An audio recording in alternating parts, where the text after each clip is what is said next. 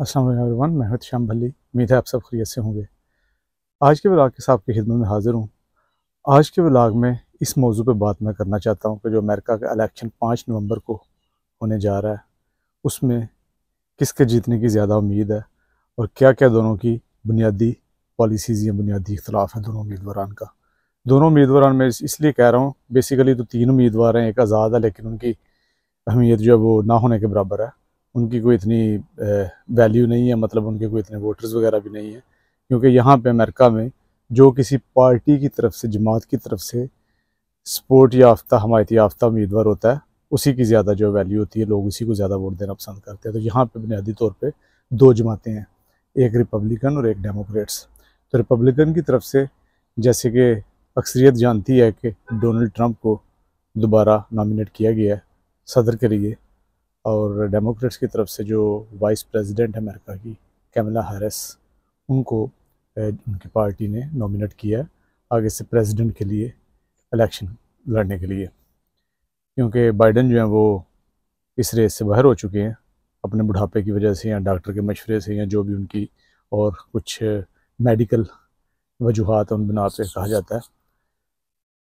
तो अब ये जो 2 उम्मीदवार हैं, डोनाल्ड ट्रंप और कैमला हैरिस, इनका काफ़ी इस वक्त नेक टू नेक कंपटीशन जो है सर्वेज वगैरह में जो देखने में आ रहे हैं, या इनकी जो डिबेट्स हुई थी, पहले एक डिबेट हुई है कैमला हैरिस की और डोनाल्ड ट्रंप की।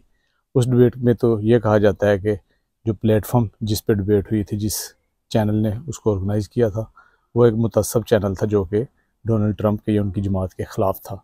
उन्होंने ट्रंप को ज़्यादा एक्सप्लेनेशन का मौका नहीं दिया। दूसरा, डोनाल्ड ट्रंप की शख्सियत कुछ जो है वो फ़नी किस्म की है, वो बड़बोले ज़्यादा मशहूर हैं, और जो उनके बात दिल में होती है वो उसी वक्त मुँह पे कर देते हैं।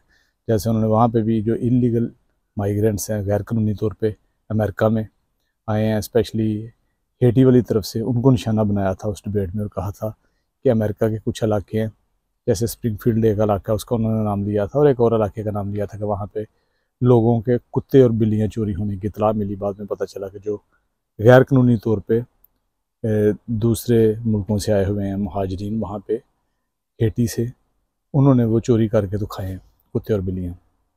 इस तरह के बाज़ का तो वो बयानात देते रहते हैं, जिसकी वजह से वो काफ़ी बदनाम भी होते हैं और मशहूर भी होते हैं। दोनों तरफ के जो लोग हैं उनको पसंद करते हैं। बहरहाल, कुछ लोगों के मुताबिक उनका ये बयान जो है हकीकत पर मबनी है, वाकई ऐसे वाक़यात वहाँ पे देखने में आए, सुनने में आए। कुछ लोग कहते हैं कि उन्होंने बस ब्लंडर खेला, लेकिन बहरहाल जो ट्रंप की पॉलिसी है बुनियादी, वो जो गैर कानूनी महाजरीन हैं उनके ख़िलाफ़ है। वो कहते हैं कि अमेरिका में महाजरीन या इमिग्रेंट्स जो हैं वो बिल्कुल आएँ, लेकिन कानूनी तौर पे आएँ, कानूनी तौर से आएँ, उनका बैकग्राउंड चेक हो, पहले क्रिमिनल अपने मुल्क में, हमारा मुल्क उनका बैकग्राउंड चेक करे, उसके बाद वो आएँ और वो किसी काबिल हों फिर आएँ।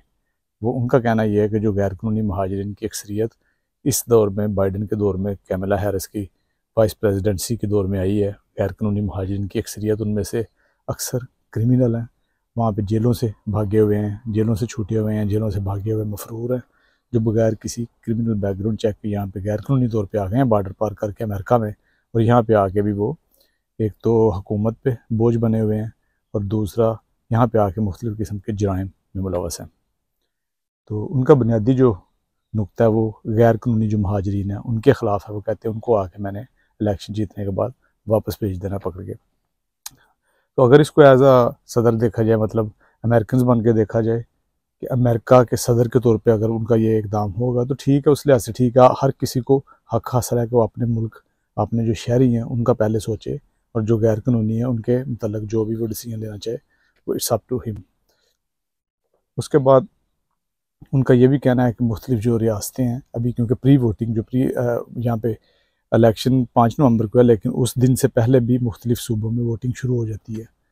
और उनका ये कहना है कि कुछ रियासतों में जहाँ पे उनकी जमात की अक्सरियत है, गवर्नर वगैरह या अक्सरियत उनकी जमात की है, वहाँ पे गैर कानूनी वोट जो है उनको पकड़ा गया, गैर कानूनी रजिस्टर्ड वोटों की वहाँ पे ख़बर मिली है।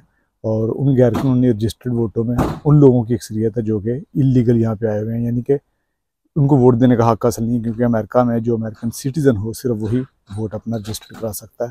लेकिन वहाँ से कुछ लिस्टें मिली हैं जिसमें कि गैर कानूनी लोगों के वोट भी रजिस्टर्ड किए गए हैं, ये डोनाल्ड ट्रंप की जमात है, डोनाल्ड ट्रंप के बकौल। तो ये एक यकीनन काफ़ी ख़तरे वाली बात है इस मुल्क की जमहूरियत के लिए। बहरहाल उसके अलावा उनका महंगाई पे फोकस है। उनका कहना है कि मैं आते ही जो चीज़ों की कीमतें ज़्यादा हुई हैं उनको कम कर दूँगा, जो पेट्रोल की गैसोलीन की प्राइसेस हैं उनको मैं फोकस करूँगा, उन पे उनको कम करूँगा। उसके अलावा इस तरह जो हाउसिंग की प्राइसेस है, घरों की कीमतें वो कंट्रोल में नहीं आ रही, वो मतलब आहिस्ता आहिस्ता करके ऊपर जाती जा रही हैं, इतनी ज़्यादा तो नहीं, लेकिन बहरहाल वो पहले अगर 4 साल पहले देखा जाए तो उस हिसाब से ऊपर है काफ़ी। उन्होंने बोला कि मैं उसको भी आके कंट्रोल करूँगा। इस तरह लोगों का जो रोज़गार है वो बाय अमेरिकन, हायर अमेरिकन, पहले अमेरिकन का हक होगा, उसके बाद किसी और का। तो इस तरह के उन्होंने नारे लगाए हैं। फिर उन्होंने कहा कि जो चीज़ें हैं वो अमेरिका में ही बनाई जाएंगी, बजाय चाइना या और किसी दूसरे मुल्क जैसे मैक्सिको, ब्राज़ील या और किसी मुल्क में वो तैयार होने की बजाय वो कोशिश की जाएगी कि अमेरिका में ही उनके प्लांट शुरू किए जाएँ, या अगर पहले से शुरू हैं तो उनको दोबारा जो है वो बहाल किया जाए और उनको तेज़ किया जाए, ताकि अमेरिका की चीज़ें अमेरिका में ही प्रोड्यूस की जाएँ। तो अमेरिकन के लिहाज से काफ़ी अच्छा वो एजेंडा पेश कर रहे हैं। बस उनका एक नेगेटिव जो पहलू वो यही देखा जा रहा है, उनके जो हामी हैं उनके मुताबिक भी कुछ तो वो कहते हैं कि अच्छी बात है कि वो बड़बोले काफ़ी हैं, जो बात उनके दिल में होती है उसी टाइम मुंह पे पटक करके मार देते हैं। वो नहीं सोचते कि अगर ये बात सियासी लिहाज से अच्छी होगी या नहीं। और उसके अलावा वो जो इस्टेब्लिशमेंट है अमेरिका की, जिसको वो डीप स्टेट कहते हैं, उसके भी काफ़ी ख़िलाफ़ हैं। उनका कहना यह है कि ये भी काफ़ी मुलवस है। उनको कोशिश है इनकी कि किस तरीके से डोनाल्ड ट्रंप जो वो इलेक्शन की रेस से बाहर हो जाएं या इलेक्शन जो है वो हार जाएं। लेकिन बहरहाल ये तो उनका एक इल्ज़ाम है, जैसे कि बाकी वो सारी बातें कर रहे हैं। उसके अलावा जो कैमला हैरिस है उनके भी काफ़ी इस तरह के जो मुख्तलिफ़ किस्म के एजेंडाज़ है, जैसे वो भी कहती हैं कि मैं महंगाई नहीं बढ़ने दूँगी, मैं जो फर्स्ट टाइम होम बायर हैं, पहली दफ़ा घर ख़रीदने चाहते हैं, उनको भी मदद हुकूमत की तरफ से मिलेगी, घरों की कीमतों को कंट्रोल किया जाएगा। उसके अलावा जो महाजरीन है इलीगल, उनके ऊपर उनका कोई एजेंडा नहीं है, उनके बारे में उनका कोई मौक़िफ़ नहीं कैमला हैरिस का। बाकी ट्रंप के साथ बहरहाल मुकाबला जो है वो काफ़ी क्लोज इनका जा रहा है दोनों का सर्वे में। और वैसे भी मैंने भी कुछ लोगों से पूछा है, कुछ लोगों से बात की है अपने तौर पे, तो उनका यही कहना था कि दोनों का काफ़ी करीबी जो है वो मुकाबला होने की तवक्को है।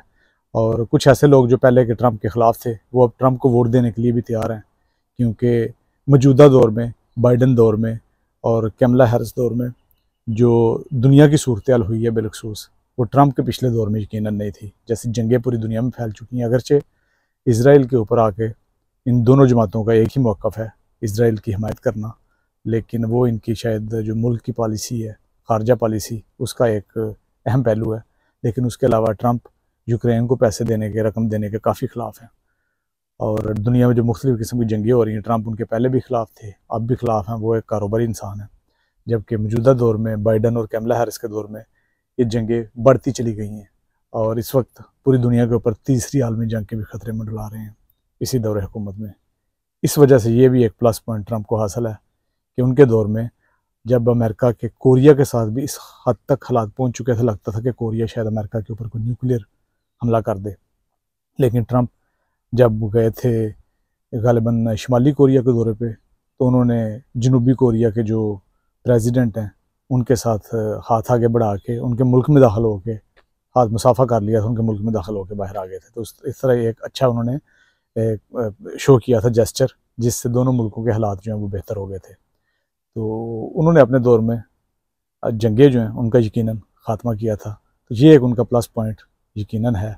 अब देखते हैं कि आगे क्या होता है और लोग किसको वोट दे के अपना सदर मुंतखब करते हैं, क्योंकि अमेरिका में यकीनन जमहूरियत पाई जाती है आला किस्म की, और जो भी वोट से मुंतखब हो के आएगा वही अमेरिका का सदर कहलाएगा और वो रिज़ल्ट भी तस्लीम करेगा। वो ये नहीं कहेगा कि धांधली हुई और मैं धरना दे के बैठ जाऊँगा या मैं जल से जुलूस करूँगा, नहीं। अगर वो हार जाएगा तो बस ठीक है, मुल्क के लिए उसे तस्लीम करना पड़ेगा। तो अब देखते हैं कि अवाम किसे मुंतखब करते हैं, क्योंकि दोनों का पलड़ा इस वक्त जो है ना वो साथ साथ जा रहा है। लेकिन थोड़ा सा अगर ज़ाती मैं अपनी राय पेश करूँ आखिर में, तो थोड़ा सा मुझे लगता है कि सदर ट्रंप का पलड़ा जो है, साहब का सदर ट्रंप का पलड़ा थोड़ा सा भारी है। आज के व्लॉग में बस इतना ही। इंशाल्लाह अगले व्लॉग में किसी और मौजूद पर बात होगी। तब तक के लिए इजाज़त दीजिए। अल्लाह हाफिज़।